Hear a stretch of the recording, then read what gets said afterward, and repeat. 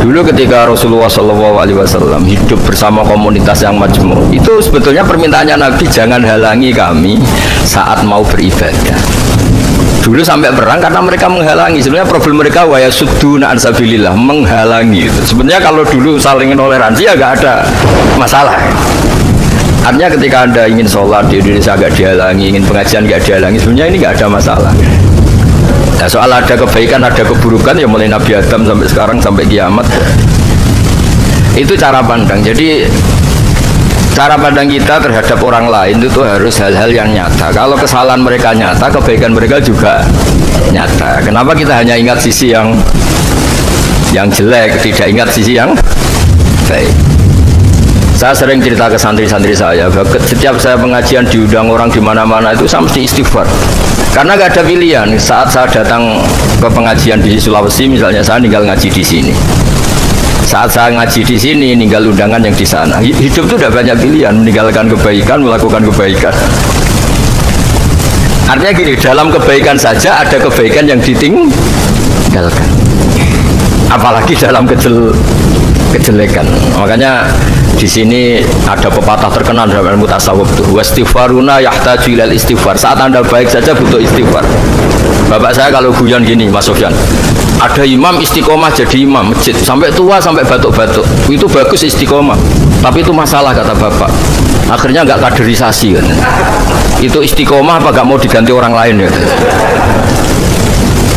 Ada kiai dai di mana-mana, itu mesti orang muji, oh itu dai di mana-mana, laris nggak pernah di rumah, pondoknya pasti bubar itu karena ditinggal. Jadi kebaikan seperti ada orang sering sowan kiai, wah itu malah lebih masalah lagi kan. Kadang kiainya pas istirahat, yang disalamkan template uang jatah susu anaknya. Hari itu waya tagihan malah lari sowan kiai. Dan harusnya di rumah ada berdoain tagihan listrik tak apa. Jadi makanya di hikam itu terkenal kata-kata manusia itu siapa? Manusia itu mangkarat mahasinuhu masawiyah fakih falatakunu masawihi masawiyah. Manusia itu orang ketika baik saja salah, apalagi pas salah. Coba saya misalnya pidato begini, di atas panggung saya orang alim pidato nasihati orang. Di saat yang sama seperti yang tanya Mas Wildan tadi, ada agak sopannya. Di situ ada mungkin orang yang lebih sepuh timbang saya. Masa lebih muda kok di atas? Yang di bawah lebih tua, ada tidak sopannya. Mau nggak pidato disuruh, tapi misalnya yang paling sepuh pidato nggak pernah ngaji kok pidato, terus gimana? Artinya ketika kita baik saja ada salahnya, apalagi pas salah. Sebab itu ajaran Rasulullah itu suruh berdoa Rabbana dzolamna anfusana. Sebelum minta itu merasa ya Allah kita ini mendolimi diri kita sendiri, karena dalam pilihan-pilihan itu pasti ada salahnya. Coba misalnya Anda bangun masjid habis 2 miliar, yang harusnya 1 miliar sudah jadi. Terus nanti suatu saat ketemu Allah ditanya, itu ada orang miskin, fakir miskin, yatim. Andai kan kamu sumbang 1 miliar itu sejahtera semua. Gara-gara kamu bangun masjid terlalu mewah. Ya tapi kadang-kadang orang kebaikannya itu orientasinya bangun masjid, gak tertarik nyumbang fakir. Saat itu cara berpikir gitu mau apa? Tapi kalau dia mau luhur manusia terbaik karena bangun masjid 2 miliar, coba diaudit secara kepentingan syar'i.